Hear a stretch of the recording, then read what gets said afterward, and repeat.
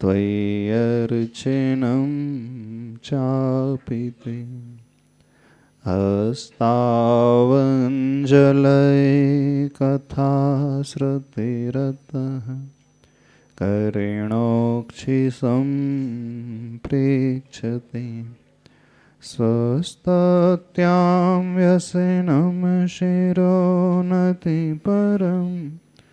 सेवीन्द्रशीयेन ते तेजस्वी सुजनोऽहमेव सुकृति तेनैव तेजः पते तेनैव तेजः पते। देवादिदेव 1008 श्री आदिनाथ भगवान की, गुरुनाम गुरु आचार्य भगवान श्री ज्ञान सागर जी महाराज के, संत शिरोमणि आचार्य भगवान गुरुदेव श्री विद्यासागर जी महाराज के पंच कल्याण प्राण प्रतिष्ठा महामहोत्सव की।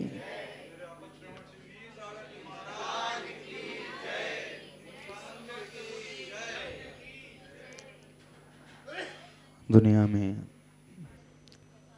हर व्यक्ति हमेशा कुछ ना कुछ करते रहता ही है। कभी वह शांत बैठता ही नहीं। शरीर से यदि वह न करे तो मुख के माध्यम से वह कुछ कहता रहता है।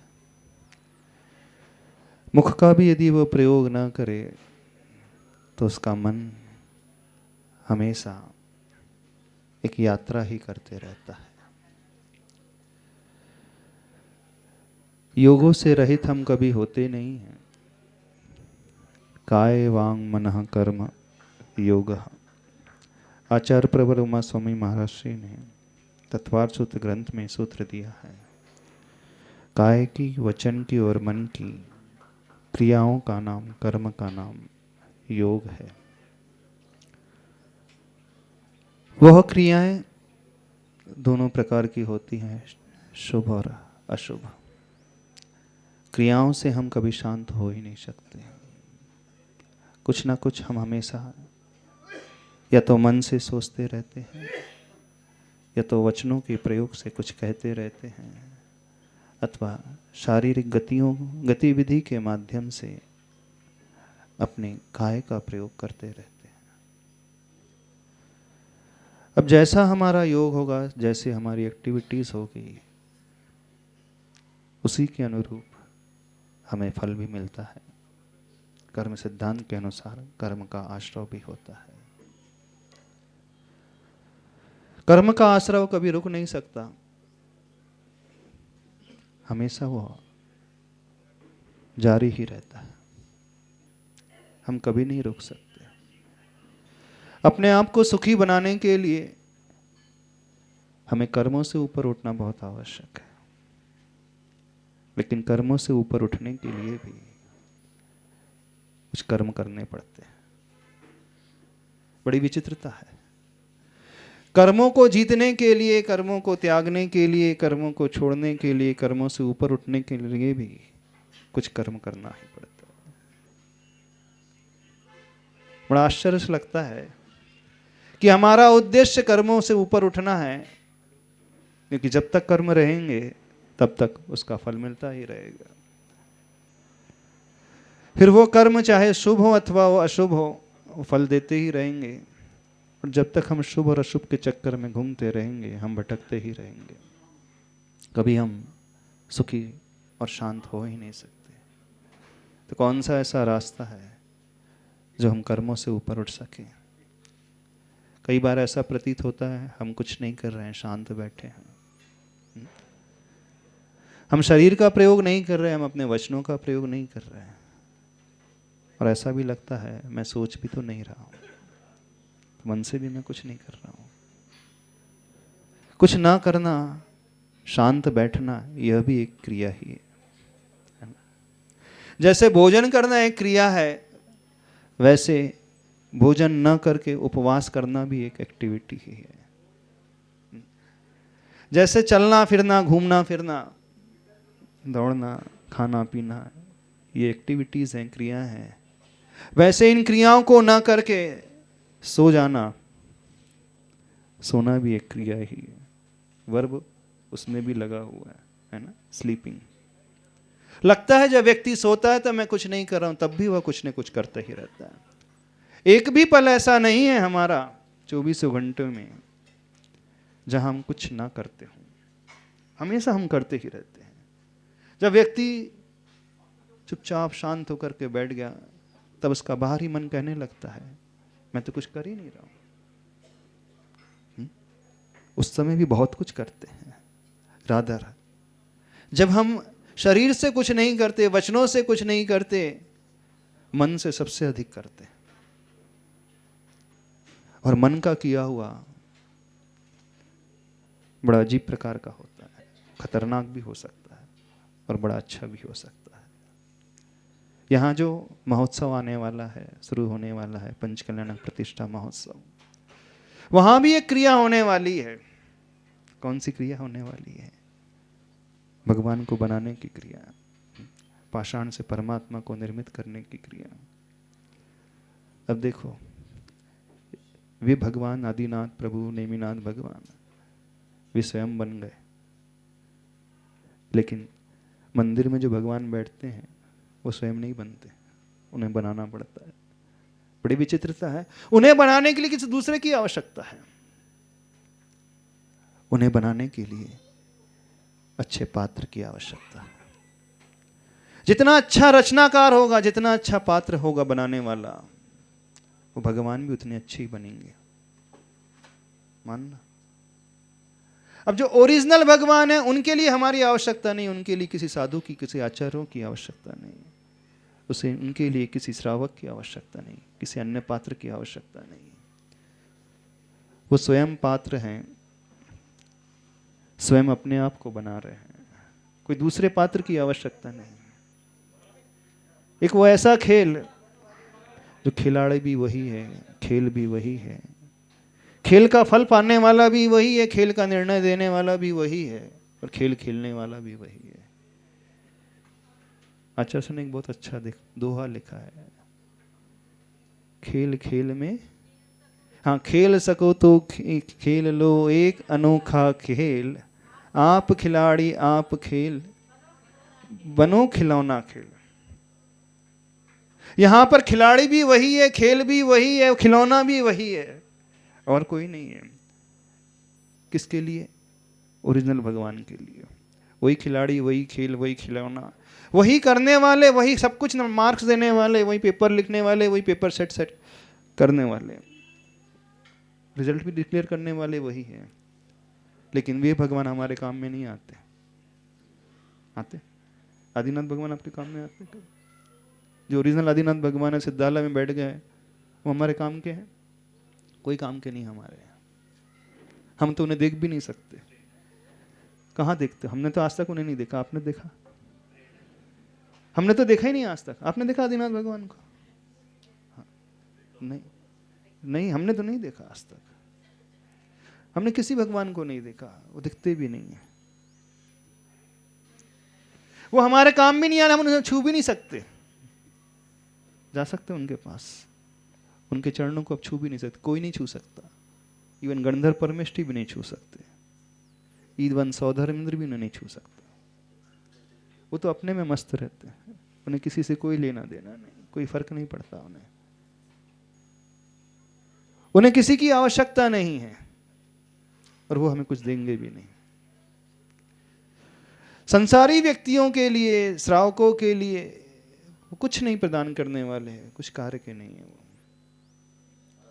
हमारे काम में आने वाले ओरिजिनल भगवान नहीं है, हमारे काम में आने वाले स्थापना निक्षेप वाले भगवान है, जिसे पात्र स्वयं बनाता है, जिसे वो व्यक्ति स्वयं निर्माण करता है। अब ये पात्र अलग अलग प्रकार के होते हैं। जितना योग्य पात्र होगा उतने ही उत्तम भगवान बनेंगे। इस बात को समझने की कोशिश करना। जो ओरिजिनल भगवान है उनमें कोई अंतर नहीं, जितने सारे भगवान हैं सब एक जैसे हैं। लेकिन स्थापना निक्षेप के भगवान, मंदिर में बैठे हुए भगवान, वो भिन्न भिन्न होते हैं, भिन्न भिन्न ऊर्जा वाले होते हैं, भिन्न भिन्न शक्ति वाले होते हैं। ओरिजिनल भगवान की अनंत शक्ति में, अनंत बल में, अनंत ज्ञान, अनंत सुख में कोई अंतर नहीं है, लेकिन मंदिर में वेदी में बैठे हुए वाले भगवान हैं, उनमें बहुत अंतर होता है। जो पार्श्वनाथ सुसगांव के मंदिर में वेदी में बैठे हैं, उनकी ऊर्जा अलग होगी, उनकी शक्ति अलग होगी, और एक पार्श्वनाथ भगवान दूसरे मंदिर में बैठे हैं, उनकी शक्ति, उनकी ऊर्जा अलग होगी। ऐसा क्यों हो जाता है? कुछ प्रश्न होते हैं, जबकि भगवान तो एक जैसे होते हैं। अनंत चतुष्टय उनका एक जैसा है, कोई अंतर नहीं अनंत चतुष्टय में। अनंत ज्ञान, अनंत दर्शन, अनंत सुख, अनंत वीर। जो अरिहंत भगवान है उनमें कोई अंतर नहीं होता है, लेकिन मंदिर में, जिनालय में, वेदी में बैठे हुए उन भगवानों में अवश्य अंतर होता है। होता है कि नहीं?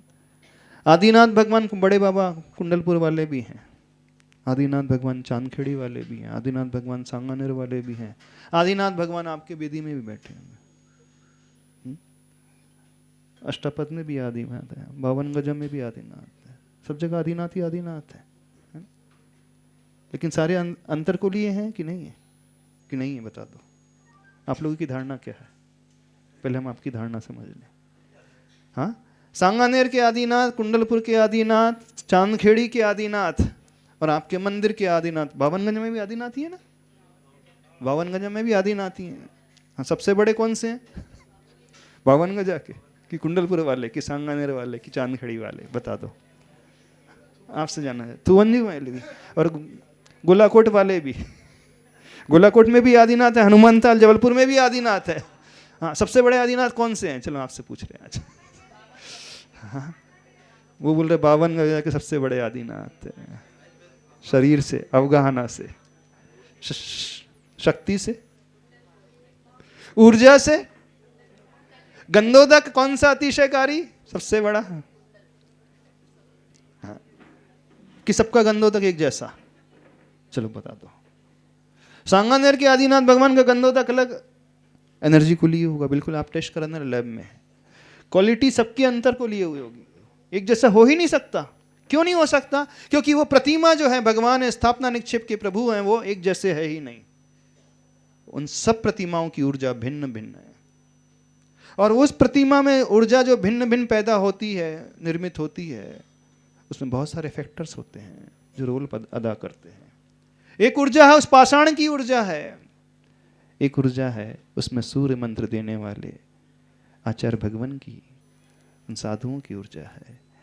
एक ऊर्जा है उस प्रतिमा को विराजमान करता कौन श्रेष्ठी है, कौन श्रावक है, उसकी कैसी भावना, उसका कैसा द्रव्य है, उसका कैसा कमाया हुआ पैसा है, उस पर डिपेंड करता है। एक फैक्टर होता है किस वेदी में वो विराजमान है, उसकी लैंड एनर्जी कैसी है। एक फैक्टर होता है उस जिनालय का वास्तु कैसा है, और एक फैक्टर होता है जब पंचकल्याणक प्रतिष्ठा महोत्सव हो रहा था, उस महोत्सव में भिन्न भिन्न जो पात्र बने हैं उनकी विशुद्धि कैसी है। देखना, इतने सारे फैक्टर्स होते हैं, इतने सारे कारण हो एकत्रित होते हैं, तब कहीं जाकर के वो रिजल्ट अलग प्रकार का निर्मित होता है। सांगानेर के आदिनाथ भगवान है, कुंडलपुर के चांदखड़ी के, मान करके चलना, जिनने भी प्रतिमा विराजमान कराई होगी, जिन आचार्य भगवंतों ने सूर्य मंत्र दिया होगा, उनकी अपने आप में बहुत विशेषता रही होगी। यहाँ सुसगांव में नेमिनाथ भगवान मूल नायक के रूप में विराजमान होने वाले। आप लोग क्या चाहते हो?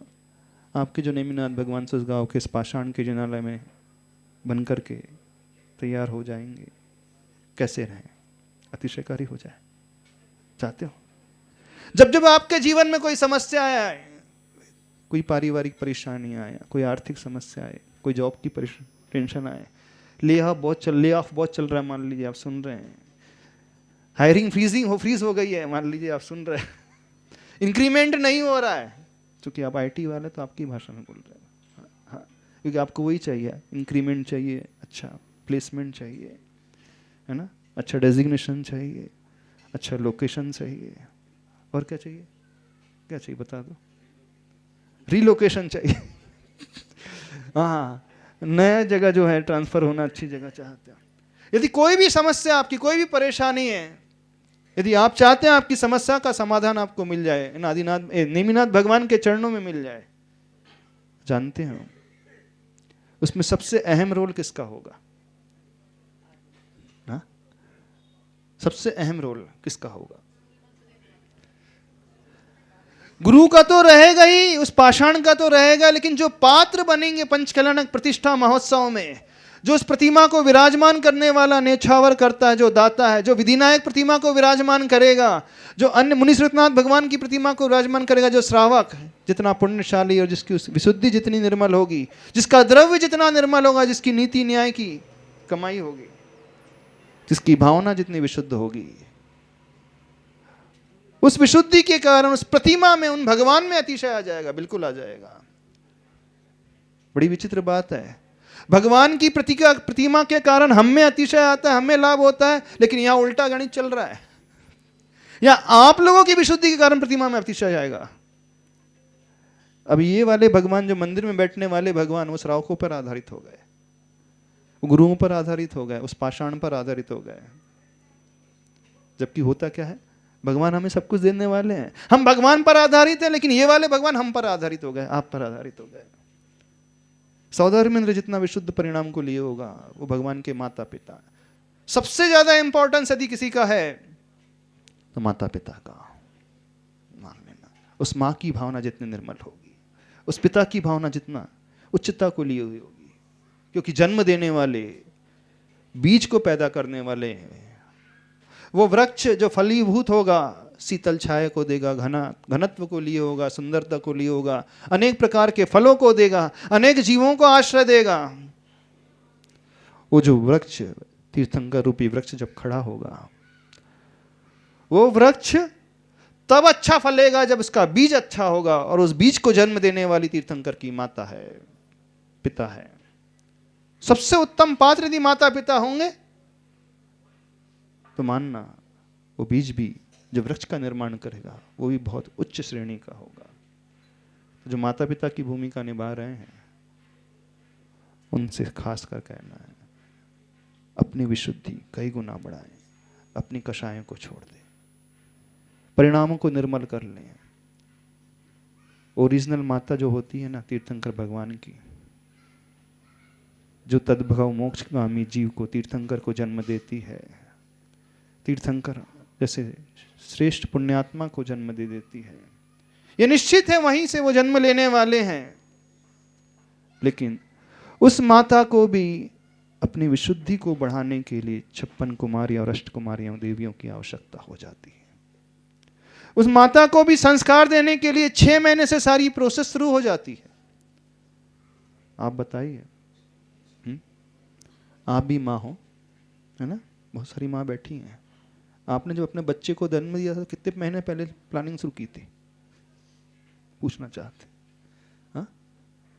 कितने महीने पहले प्लानिंग? 6 महीने पहले प्लानिंग शुरू की थी कि मुझे एक ऐसे संतान को जन्म देना जो धर्म को आगे बढ़ाएगा।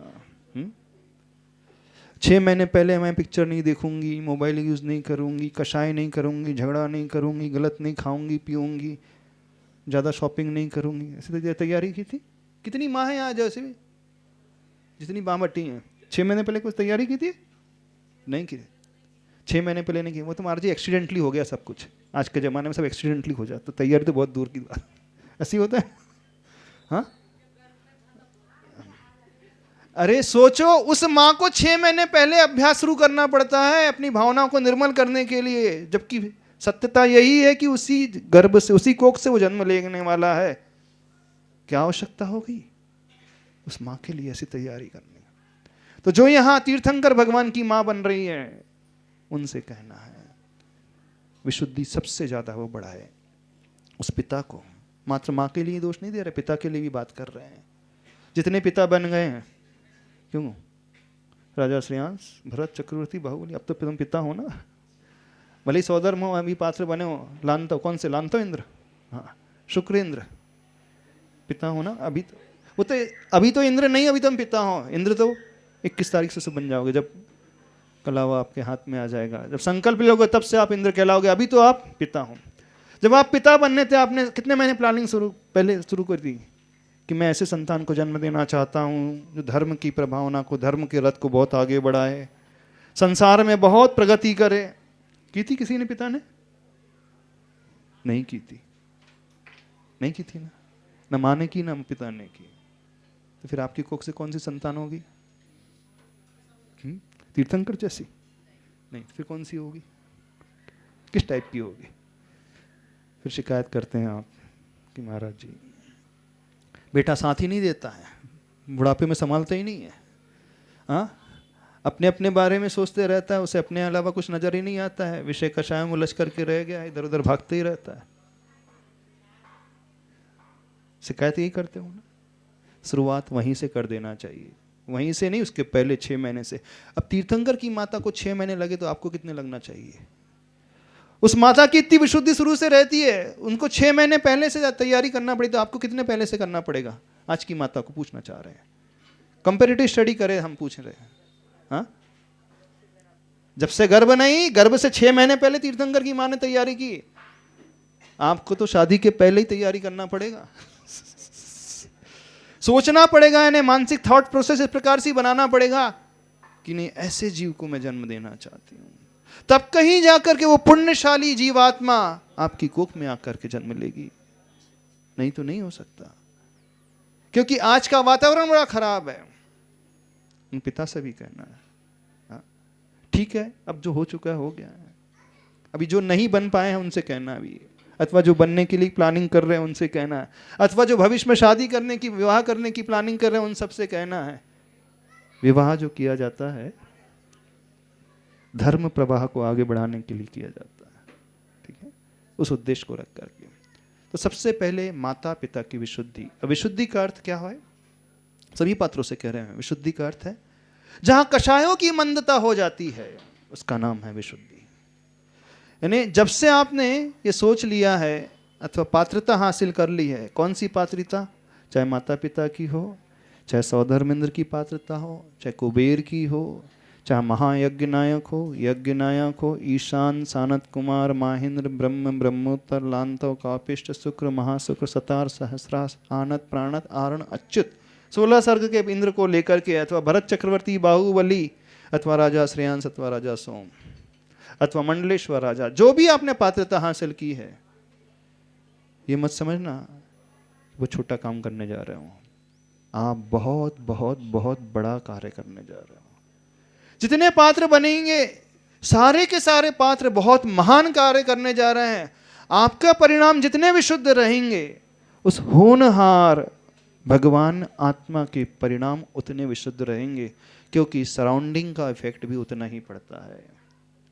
सौधर्म किस भावना से आकर के तीर्थंकर भगवान के पंचकल्याणक मनाएगा? जो ओरिजिनल सौधर्म आता है ना, उसका भाव तो अलग ही प्रकार का, गजब ही होता है। उसका उत्साह, उसकी उमंग अलग ही प्रकार की होती है। वो जो सची रानी होती है ना, उस सची रानी को कुछ नजर नहीं आता, बल्कि सची रानी जो होती है सौधर्म से भी बड़ी होती है, उम्र में नहीं, परिणामों में, विशुद्धि में। उसकी भावना बहुत उत्तम, बहुत उज्जवल भावना होती है। उस जैसी भावना दुनिया में किसी की नहीं होती है, तभी वह एक भवावतारी हो जाती है। एकमात्र स्त्री पर्याय वही स्त्री पर्याय है सची की, जो एक भवावतारी पर्याय है। बाकी किसी स्त्री की ऐसी पर्याय नहीं है। भले तीर्थंकर की माता भी क्यों ना हो, वो एक भवावतारी नहीं होती है।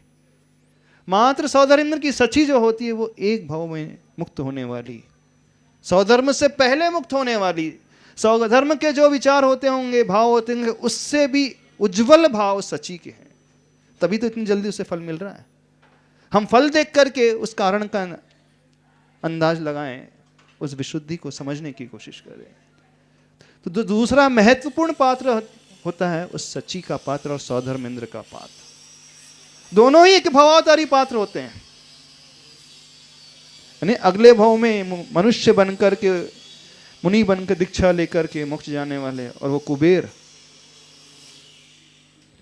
कुबेर भी एक भवावतारी है। वो कुबेर, वो भी एक भाव में मोक्ष क्यों चले जाता है? जानते उसके पीछे कारण?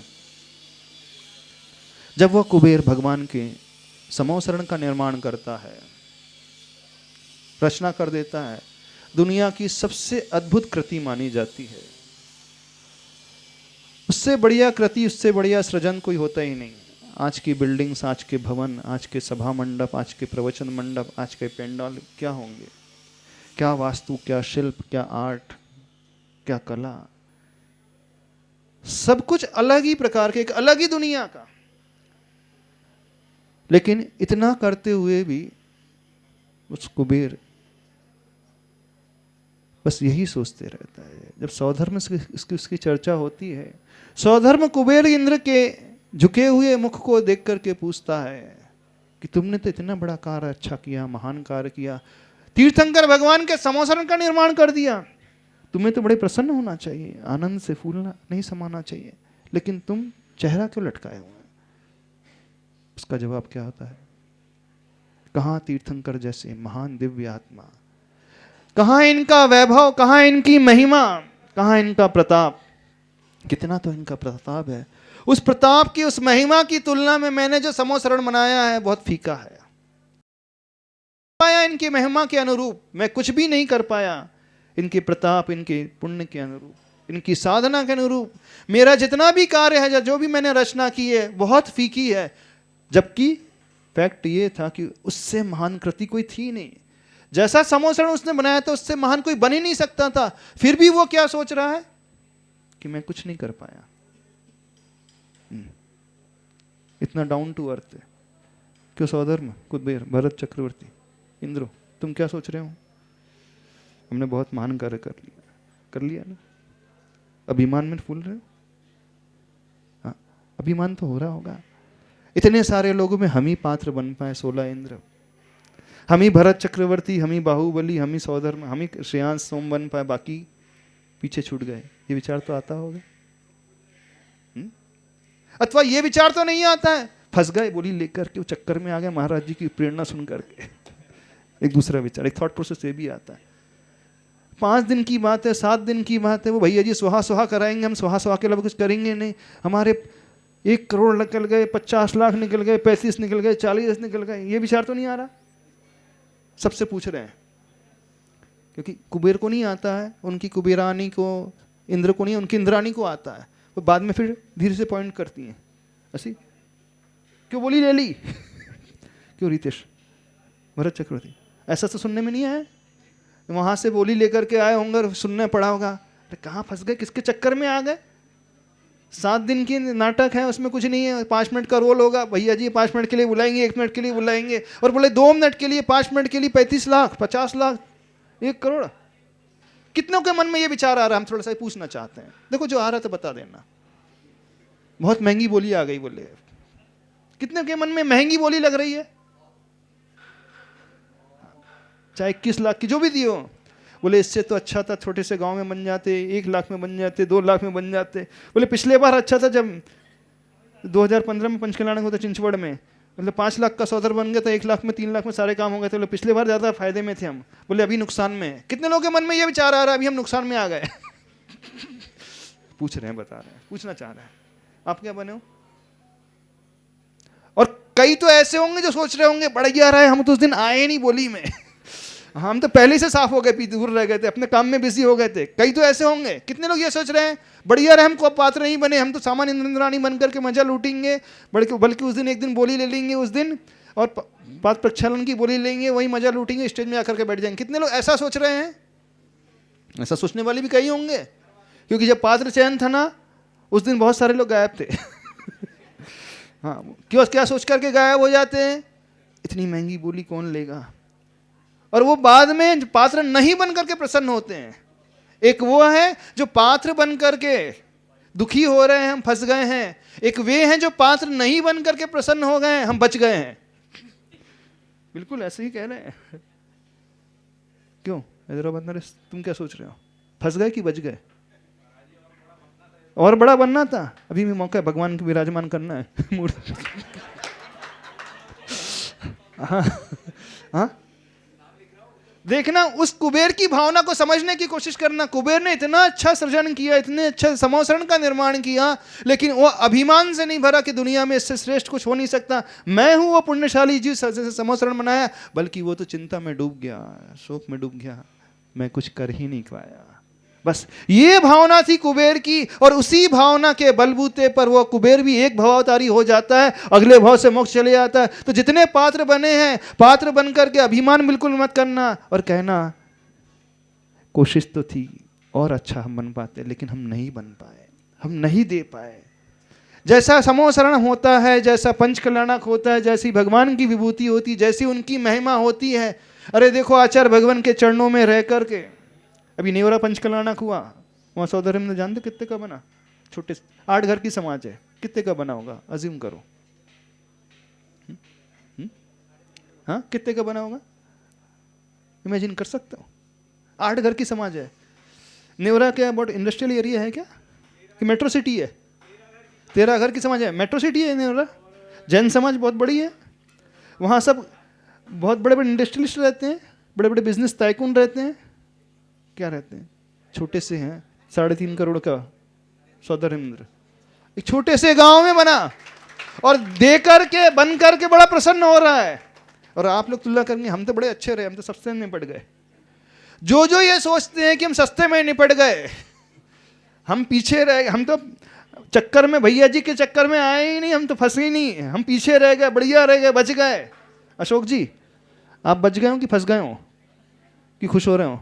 अशोक जी आपसे पूछ रहे हैं, दुखी हो रहे हो? काय के लिए? कुछ नहीं बन पाया, अभी भी दीना की प्रतिमा बाकी है। हाँ, अभी ये सोच रहे हैं देखो हम तो बच गए, हम तो सारा कार्य करवा रहे हैं, इस कारण सारा का सारा 6वां हिस्सा हमें सबका मिल ही जाएगा। कुछ नहीं कर पाओगे। यदि जिसके मन में ये विचार आ रहा है मैं बच गया हूं, अच्छा रहा, समझ लेना वो अपना संसार बढ़ा रहा है। बिल्कुल सत्य कह रहे हैं।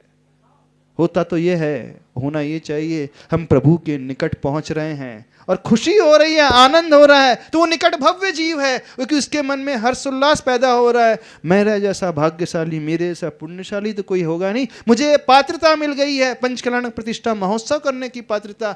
मुझसे जैसा सुंदर और मुझसे ज़्यादा बहुत बहुत महान पुण्य का मैंने कलेक्शन किया होगा, कई पूर्व भाव में ऐसी भावना भाई होगी, उस भावना का प्रतिफल जो आज वर्तमान में मिल रहा है, उस पात्रता को अर्जन करने में मिल पा रहा है। यानी अपने भाग्य को सराहना, बिल्कुल अपने आप को कोस मत लेना, यह मत सोच लेना कि मैं फंस गया हूं, सोचना कि बहुत अच्छा हुआ। और जो कई ऐसे 80% तो ऐसे होंगे सोचते होंगे बच गए हम, बहुत सारे ऐसे भी हैं, वो भी निकट भव जीव नहीं, वो बहुत दूरगामी जीव हैं, वो भी जल्दी नहीं जाने वाले।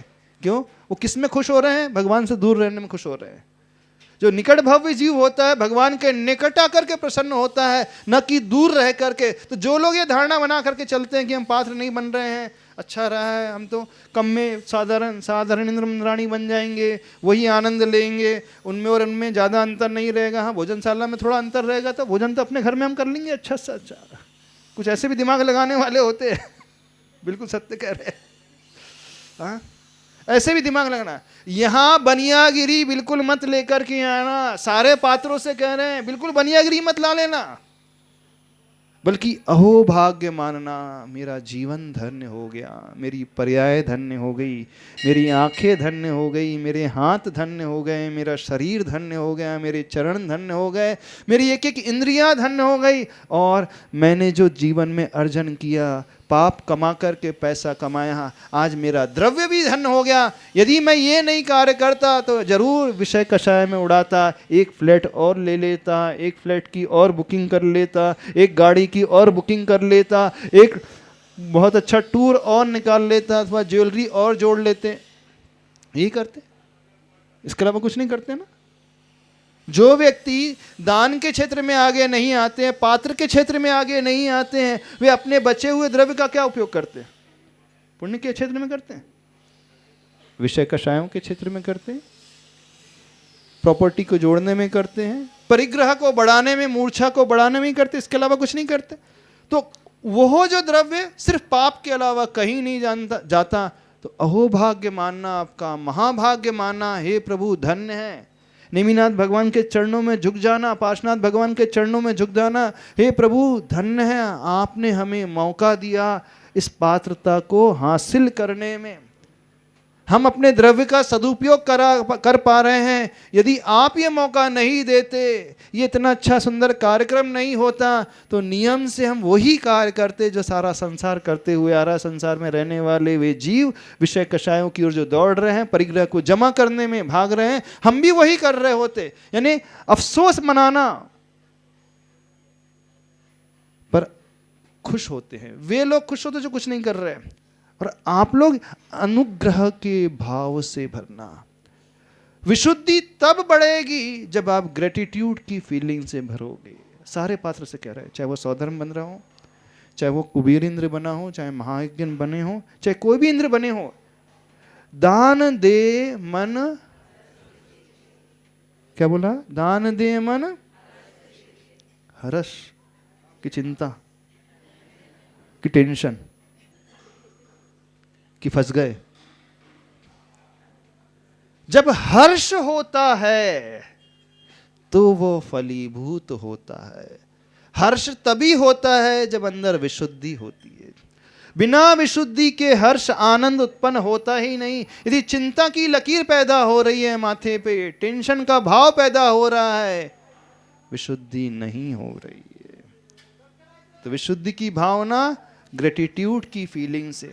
तो जितने भी पात्र बने हैं, पात्र बनकर के ग्रेटिट्यूड की फीलिंग, ये सबसे बड़ी विशेषता उस कुबेर की थी कि वो ग्रेटिट्यूड की फीलिंग से, अहोभाग्य से भरा था और अंदर अंदर अफसोस कर रहा था, हे प्रभु, मैं आपके भव्यता के अनुरूप, आपकी महिमा के अनुरूप, आपके तेज प्रताप के अनुरूप, आपके वो विशेष कार्य के अनुरूप कुछ भी नहीं कर पाया, जबकि कर सब कुछ रहा है। वो सब कुछ करते हुए भी क्या भावना में, मैं कुछ नहीं कर पाया हूं। और आप थोड़ा करते हो अथवा कुछ नहीं करते और कहते हो कि मैं बहुत कर रहा हूं। अंतर समझना। बस यही अंतर एक व्यक्ति को, एक जीव को बहुत ऊपर लेकर के जाता है, और वो मैं सब कुछ कर रहा हूं उसे बहुत नीचे ला लेता है। ने सब कुछ करते हुए भी मैं कुछ नहीं कर रहा हूं, मेरी तो क्षमता ही कहां थी।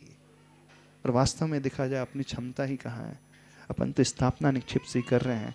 क्षमता तो उन ओरिजिनल पात्रों में होती है जो सारा कार्य कर पाते हैं। पुण्यशाली तो वो होते हैं कि वो साक्षात भगवान को देख रहे हैं, साक्षात भगवान के जन्म कल्याण को मना रहे हैं। हमारी क्षमता कहाँ है? हमारी तो क्षमता कुछ है ही नहीं। अंदर यह पीड़ा की भावना आना चाहिए। विशुद्धि दो तरीके से बढ़ती है। एक अहोभाग्य मान करके, ग्रेटिट्यूड की भावना ला करके, उपकार की भावना ला करके, हे प्रभु आपने हम पर उपकार किया, मैंने उपकार नहीं किया। कमेटी के ऊपर चढ़ मत जाना, बोलने नहीं हमने उपकार की कमेटी पे। यदि हम पात्रता नहीं हासिल करते तो पंचकल्याण कितना अच्छे से नहीं होता। ये अहम की भावना मत लेके आना ना। कोई भी व्यक्ति, जितने पात्र बने, बिल्कुल अहम की भावना नहीं आना चाहिए। भावना ही आना चाहिए, हे कमेटी वालों आपने उपकार किया हमारे ऊपर, मंदिर कमेटी ने उपकार किया है, प्रभु का उपकार है, गुरु का उपकार है, प्रतिष्ठाचार्य जी का उपकार है, समाज का उपकार है, शहर का उपकार है। आप सबके उपकार के बदौलत हम इस पात्रता को अर्जित कर पाए हैं। यानी ये ग्रेटिट्यूड की भावना जिस दिन जिस पात्र के भीतर आ जाएगी, समझना आप नेमिनाथ भगवान की प्रतिमा में कई गुना ज्यादा दिशा लेकर के आ जाओगे। फिर ऐसे नेमिनाथ भगवान का आप अभिषेक करोगे, शांति धारा करोगे और उस गंगोदक को अपने घर में लेकर के जाओगे। जिस भावना से आप शांति धारा करोगे, दुनिया की कोई ऐसी शक्ति नहीं, कोई ऐसी ताकत नहीं जो आपकी भावना को पूर्ण करने में बाधक बन करके खड़ी हो जाए, बल्कि वो आपकी भावना को पूर्ण करने में अवश्य साधक बन करके खड़ी होगी। वो एकदम सहयोगी बन करके खड़े होगी। वो ऐसा व्यक्ति जब इस भावना से पंचकल्याण में, प्रतिष्ठा महोत्सव में पात्रता हासिल करके सारी क्रियाएं करेगा, पूजा करेगा, अभिषेक करेगा, शांति धारा करेगा, हर क्रिया को जैसे जैसे प्रतिष्ठाचार्य जी महोदय बताएंगे वैसे वैसे करेगा, ये अनुग्रह की भावना ला करके, तो प्रतिमा में उतना ही ज्यादा अतिशय चमत्कार आप देख लेना, आजमा करके देख लेना। और कोशिश करके करोगे तो उतना ही उसका अतिशय घटता चला जाएगा, बिल्कुल घटता चला जाएगा। ये अतिशय लाना पात्रों पर आधारित है। तो पात्र जितने उत्तम रहेंगे, भगवान उतने ही ऊर्जावान बनेंगे। आचार्य सिंह ने एक दोहा लिखा है, सिंघनी का दूध कहाँ टिकता है? स्वर्ण पात्र में सिंघनी दूध टिके नान्यत्र, विनय पात्र में शेष भी गुण टिकते एकत्र। कुछ ऐसे शब्द आगे पीछे हो सकते, लेकिन भाव ऐसे ही। जैसे सिंघनी का दूध सोने के पात्र में ही ठहरता है। मिट्टी के बर्तन में यदि सिंगनी का दूध लिया धोया जाए, स्टील में, पीतल में, चांदी में, गिलेट में, कांसे के बर्तन में दोहोगे तो वह दूध उस पात्र को फाड़ करके नीचे चला जाएगा, दरार हो जाएगी। इस पात्र में ठहर ही नहीं सकता। इतना एनर्जेटिक होता है, इतना पावरफुल होता है, इतना शक्तिशाली होता है, पात्र उस दूध को एकत्रित कर ही नहीं सकता, झेल ही नहीं सकता। जैसे एसिड होता है ना, एसिड किसी बर्तन में रखा जाए तो उस बर्तन को, अथवा पारा जो होता है, मर्क्यूरी होता है, हर जगह नहीं ठहर सकता है। लेकिन वो सिंगनी का दूध ठहरने के लिए सोने की पात्र की आवश्यकता होती है। ऐसे ही जब भगवान को बनाने की बात कर रहे हैं हम, तो जिस व्यक्ति के भीतर में विनय रूपी पात्रता, यानी अहोभाग्य रूपी पात्रता, ग्रेटिट्यूड रूपी पात्रता आ जाएगी, तो दुनिया के सारे गुण उसमें एकत्रित होकर के आ जाएंगे, जमा हो जाएंगे। और यदि आपके भीतर अहोभाग्य नहीं बल्कि अहम भाव आ रहा है, अथवा कोसने का भाव आ रहा है, चिंता का भाव आ रहा है, मैं फंस गया इसका भाव आ रहा है, तो समझना आप उस दूध को टिका नहीं पा रहे हो। आपकी वो पात्रता ही नहीं है। वह दूध अथवा वह लिक्विड जो इस पात्र को छेद करके बाहर आ जाएगा। तो वो प्रभु में अतिशय आता है। वे सारे पात्र, सारे इंद्र, सारे मंडलेश्वर, सारे महामंडलेश्वर, यज्ञनायक, महायज्ञनायक, मनुष्य के कह रहे हैं, क्योंकि मनुष्य की दो प्रकार की कैटेगरी है पात्रता में, एक देवों की कैटेगरी है और एक मनुष्यों की कैटेगरी है। सौधर्म इंद्र से लेकर के आरण, अच्युत, 16 इंद्र वो देवों की कैटेगरी में आते हैं। कुबेर भी देवों की कैटेगरी में आता है, इंद्र, इंद्राणी। लेकिन भरत चक्रवर्ती, बाहुबली, राजा श्रेयांश, राजा सोम, मंडलेश्वर राजा, महामंडलेश्वर राजा, महायज्ञ नायक और ये यज्ञ नायक, ये मनुष्य की कैटेगरी में आते हैं। तो दोनों ही अपनी अपनी कैटेगरी में जो सिरमौर होते हैं, राजा मुखिया की भांति, स्वामी की भांति होते हैं, जो उत्तम पदों पर आसीन होते हैं, वे ही उत्तम पदों पर आसीन रहने वाले व्यक्ति जो हैं, तीर्थंकर जैसे पुण्यात्मा, उन दिव्य आत्मा का उस पंच कल्याणक महामहोत्सव कार्यक्रम कर सकते हैं। हर कोई कर ही नहीं सकता। पुण्यशाली व्यक्ति वहीं तक पहुंच सकता है, सामान्य व्यक्ति तो पहुंच ही नहीं सकता, अभागा व्यक्ति पहुंच ही नहीं सकता, अभव्य व्यक्ति पहुंच ही नहीं सकता। यानी जिन्होंने पात्रता हासिल कर ली है वे निकट भव्य जीव ही होते हैं। आप सिर्फ यहां पर स्थापना निक्षेप के अनुसार पात्र बन करके पूजा नहीं कर रहे हो।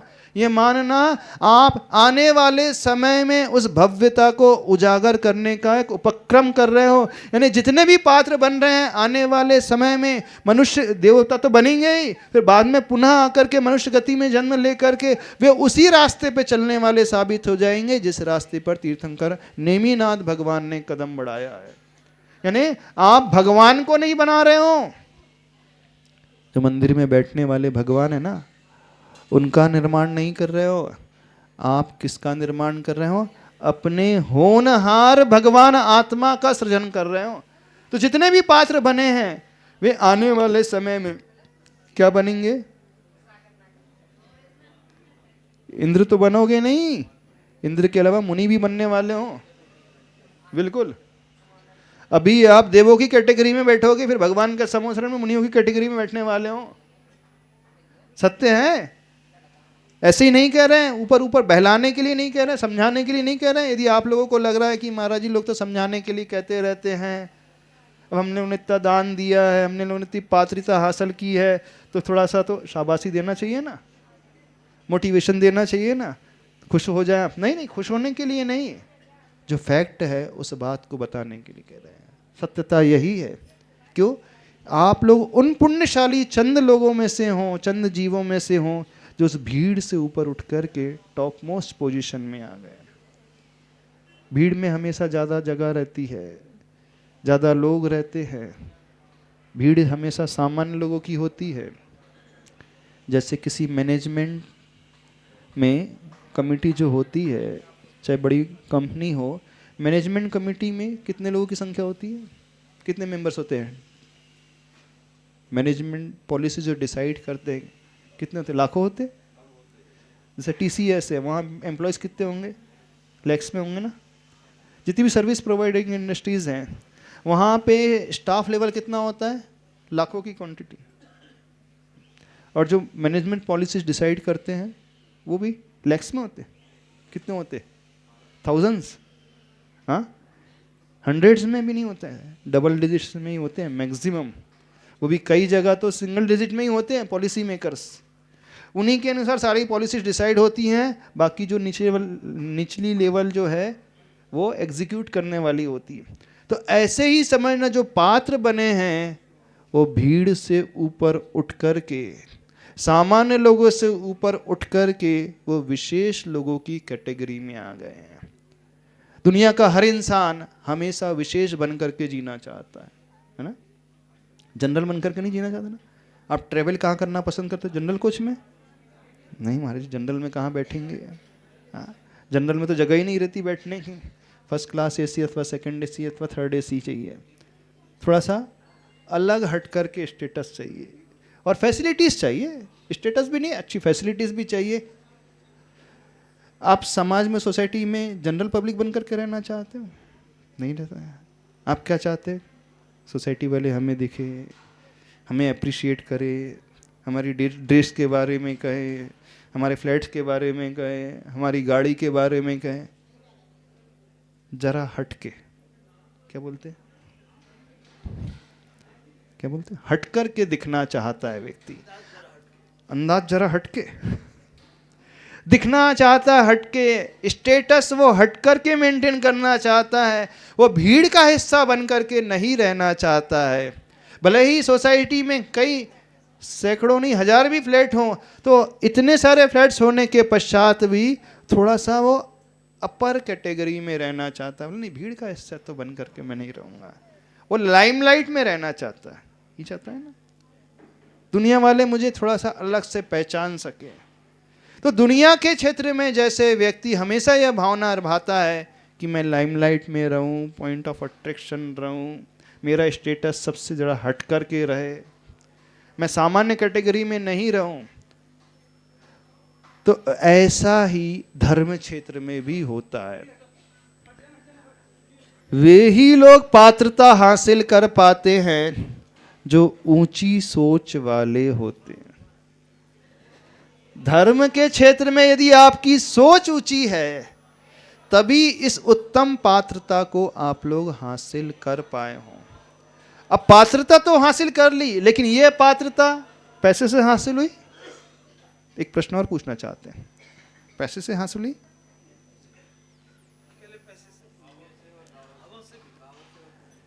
पैसे से हासिल बिल्कुल नहीं हुई, पैसे के त्याग से हासिल हुई है। इस बात को समझना।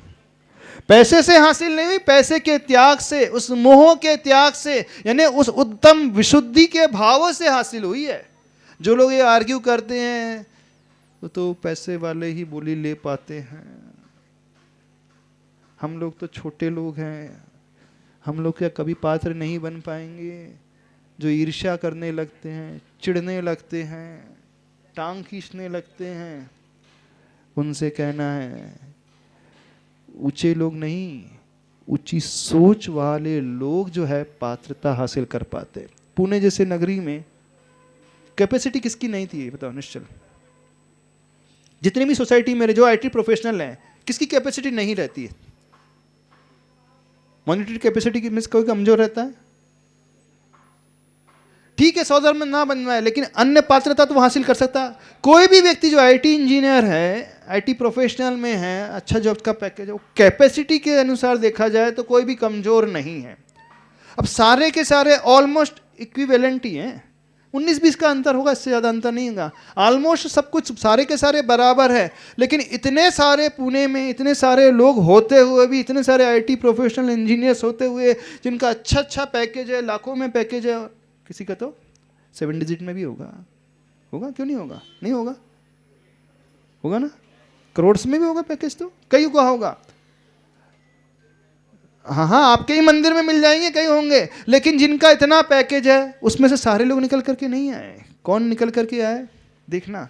कई हायर पैकेज वाले सामान्य इंद्राणी बन करके बैठेंगे, पता चल जाएगा आपको।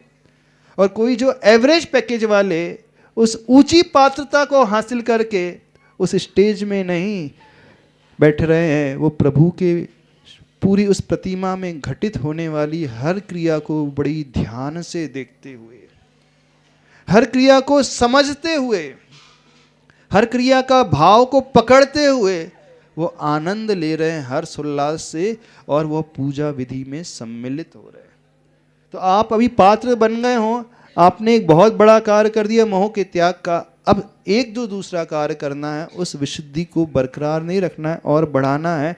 तो जैसे जैसे आपको एक एक कार्यक्रम बताते चले जाएंगे, भावों को बस बनाते हुए करना है। वो पूजा भी सिर्फ स्वाहा स्वाहा आपकी वो एक शारीरिक क्रिया होकर के न रह जाए, बड़े अच्छे से निर्विकल्प होकर आनंद में डूब करके अब 7 डेज के लिए सब कुछ चिंताएं छोड़ देना, घर परिवार की भी चिंता छोड़ देना। वैसे इंद्रों का कोई घर नहीं होता, ना बच्चे होते, बस इंद्राणी के अलावा कोई नहीं होते। हाँ, ये बात अलग है, इंद्राणी की संख्या बच्चों से बहुत ज़्यादा हो जाती।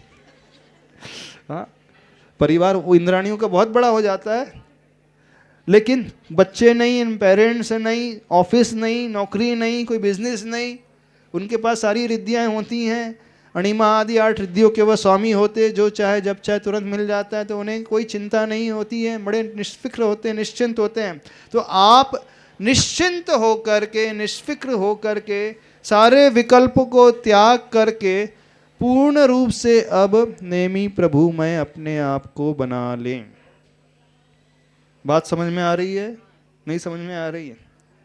अब एक प्रॉब्लम आता है, महाराज जी संस्कृत की पूजा समझ में नहीं आती है। आपकी तरफ से रख रहे हैं ना, कई बार जो है पूजा विधान बड़े स्पीड से भागते हैं, शताब्दी एक्सप्रेस से। हाँ, अपने को वो भावों को बढ़ाते चले जाना है बस, और कौन क्या कर रहा है इस ओर नहीं देखना है। हाँ, वहाँ पे नृत्य भी रहेगा, राग रंग भी रहेगा। उस नृत्य, वो राग रंग, वो संगीत, वो म्यूजिक जो है भक्ति के लिए प्रयोग करना है। नृत्य करना है, पूजा करना है, अच्छे से आरती करना है, लेकिन फूहड़ता नहीं किसी प्रकार की। आप कोई क्लब में डांस नहीं कर रहे हैं, इस बात को ध्यान रखना है।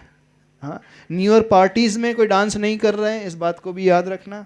आप प्रभु की भक्ति कर रहे हैं। तो इन 7 दिनों में मात्र पंचकल्याणक प्रतिष्ठा महोत्सव ही नहीं होने वाला है। 23 तारीख को एक बहुत बड़ा कार्यक्रम होने वाला है। 8 साल से ऊपर बच्चे बच्चियों के लिए मौजी बंधन संस्कार, उपनयन संस्कार अथवा सम्यक दर्शन संस्कार जो होता है, जैसे आचार्य भगवान ने जिंतूर में इसी वर्ष किया था ना, नहीं दिसंबर में 2022 में, एक लास्ट ईयर ही किया था जिंतूर में। वहाँ हजारों बच्चे आए थे। ऐसे ही 23 तारीख को यहाँ पर बहुत सारे बच्चे आएंगे।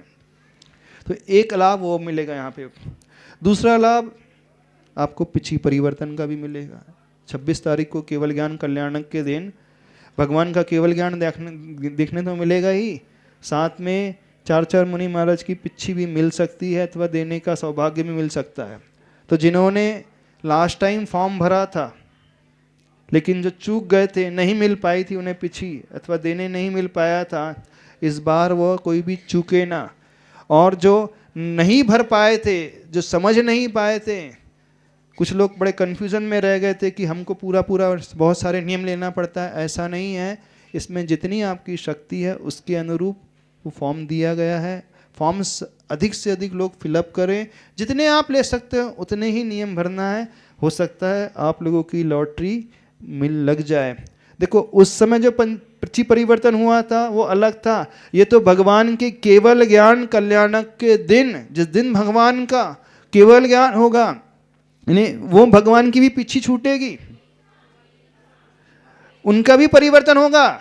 आदि सागर मुनि महाराज का भी पिछी, उनको भी वो भी पिछी छोड़ेंगे, और मुनि महाराज का भी पिछी वो पुरानी जाएगी और नहीं मिलेगी। तो आप लोगों को उत्तम काल, उत्तम मुहूर्त मिलने वाला है। तो आपको मुनियों का भी पिछी परिवर्तन देखने मिलेगा, और हो सकता है तीर्थंकर भगवान की पिछी को लेने का भी सौभाग्य मिल जाए। तो ये बहुत बड़ा आपको एक मौका मिलने वाला है। तो सभी लोग मानस बना लेना, जिन लोगों को भाव है कि हमें मुनियों की पिछी मिल सके। संयम का उपकरण, क्योंकि ये सबसे महत्वपूर्ण उपकरण होता है। ये बोली से नहीं होता है, ये नियमों से होता है, व्रत संयम से होता है। जिसके जितने अधिक नियम होंगे और जैसी वो पात्रता होगी, यंग होगा, ओल्ड होगा, उसके अनुसार डिसाइड होगा। तो फॉर्म अवश्य भर देना। तीसरी चीज़, ये न्यू ईयर भी आ रहा है, ये भी मानस बनाना कि जब यहाँ पंचकलानक 27 तारीख को पूरे हो जाए, फिर न्यू ईयर में यानी 1 जनवरी 2024 को सारे भगवान का महामस्तकाभिषेक बड़े भाग्य से मिलने वाला है। नव वर्ष की शुरुआत जो है उन नए नवेले भगवान के महामस्तकाभिषेक से करना, तो मानस बनाना कि हम भगवान का अभिषेक अच्छे से कर सके। और वो संडे ही आ रहा है, फिर छुट्टी का समय आ रहा है 31 को। जाने वाला जो वर्ष है 2023 न्यू ईयर सेलिब्रेशन 31 दिसंबर को सारे लोग क्या करते हैं, क्लब्स जाते हैं, पार्टीज जाते हैं, अपने टेरेस पे जाकर के पार्टी करते हैं, बॉटल्स खोलते हैं, शैम्पेन की बोतल, अथवा जो शैम्पेन की बोतल नहीं खोलते हैं तो एक सोसाइटी मिला करके एक पार्टी ऑर्गेनाइज करते हैं। यानी वह पंचेंद्रियों के विषयों की वो राग रंग होता है। तो इस बार जो है पंचेंद्रिय के विषयों की राग रंग ना करके कैसे करना है, उन आदिनाथ भगवान की बड़े अच्छे से भक्ति करेंगे। वो भक्तामर दीप अर्चना का कार्यक्रम जो पूज्यवर सुधा सागर महाराज जी के आशीर्वाद से सब जगह होता है, पूरे बहुत ऊर्जा से भर करके एक एक श्लोक को पढ़ करके भक्तामर स्तोत्र के 48 श्लोक रिद्धि संपन्न जो श्लोक हैं, और एक एक दीप प्रचलित करके हर परिवार, पूरा पुणे के हर परिवार सम्मिलित होना। एक छोटा सा एक मांडला लेकर के एक फैमिली को, मांडले की राशि कोई ज़्यादा नहीं, कितनी राशि रखी है आप लोगों ने, 3100 वॉटेवर जो भी है, वो नॉमिनल रहेगी। उसमें आपको सारे दीपक भी मिलेंगे, घी आदि सब मिलेगा, बहुत अच्छा रहेगा। बस उद्देश्य ये है कि जाने वाले वर्ष में हम विषय कषायों से ना भरें, व्यसनों की ओर ना जाएं, बल्कि जाते समय भी प्रभु की भक्ति पूरे शाम से लेकर अर्धरात्रि तक सिर्फ भक्ति भक्ति भक्ति के अलावा कुछ नहीं। और आने वाले वर्ष में प्रभु का वह अभिषेक, शांति धारा महामस्तकाभिषेक, तो जाते हुए वर्ष को भी इस रूप से और आने वाले वर्ष को बड़े मंगलमय बनाते हुए ऐसी भावना सभी लोग भाई कि इसमें हम अच्छे से सम्मिलित हो सकें। तो बात समझ में आ गई सारे पात्रों को। कंक्लूजन क्या निकला, कोई टेंशन नहीं करेगा, मैं फंस गया, ये भाव नहीं लाएगा।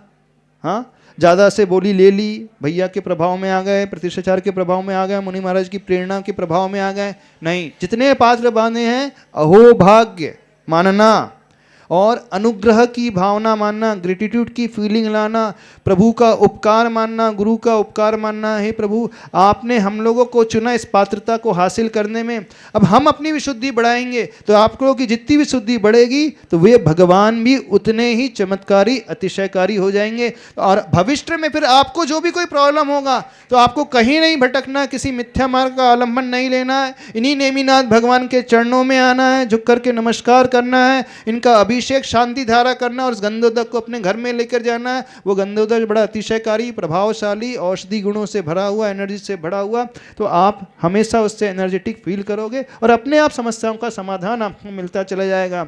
तो आप जो भगवान बनाने जा रहे हो वो ऊर्जावान भगवान आपकी विशुद्धि पर आधारित रहेगी। तो हर पात्र को, फिर चाहे महापात्र बने हो अथवा साधारण सामान्य इंद्राणी भी बने हैं, तो उनको भी ऐसी ही विशुद्धि बढ़ा करके इस कार्य को करना है। बड़े अच्छे भावों से आचार्य भगवान ने जो सपना देखा है वो सपना भी लगभग पूर्ण होने वाला है।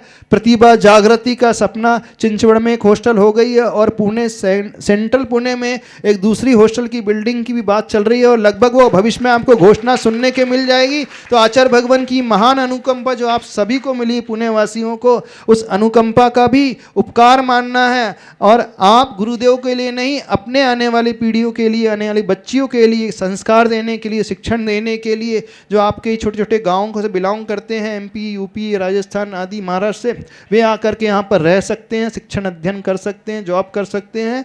और जॉब करने के साथ साथ उन्हें एक सिक्योरिटी मिलेगी, सुरक्षा का माहौल मिलेगा और सात्विक भोजन मिलेगा। और सबसे महत्वपूर्ण बात, उनको शुद्ध भोजन के साथ साथ एक संस्कार मिलेंगे और उससे जिससे उनका सुंदर चरित्र बना हुआ रह सकेगा। और आचार्य भगवान के पास से भी आशीर्वाद आया है। कल आशीष जी की खबर आई थी, आ गए ना आशीष शाह, वो कह रहे थे आचार्य भगवान बहुत प्रसन्न है। जब आचार्य भगवान ने सुना कि दूसरी हॉस्टल भी होने को है तो बहुत प्रसन्नता से उन्होंने दोनों हाथों से आशीर्वाद दिया। और आचार्य भगवान कह रहे थे बहुत प्रभावना चल रही, सारे युवा लोग जड़ रहे हैं और बच्चियों के लिए बहुत अच्छा कार्य हो गया है और ये कार्य और बढ़ते चला जाए, बस यही भावना है। तो आप लोगों को यह पंचकलानक इस विशुद्धि के साथ भी करना है कि आचार्य भगवान का जो सपना है वो बहुत जल्दी स्वीकृत पूरा हो और आचार्य भगवान भविष्य में विहार करते हुए इसी पुणे की धरा को पवित्र पुनीत कर सके। बोलिए आचार्य भगवान गुरुदेव श्री विद्यासागर जी महाराज की।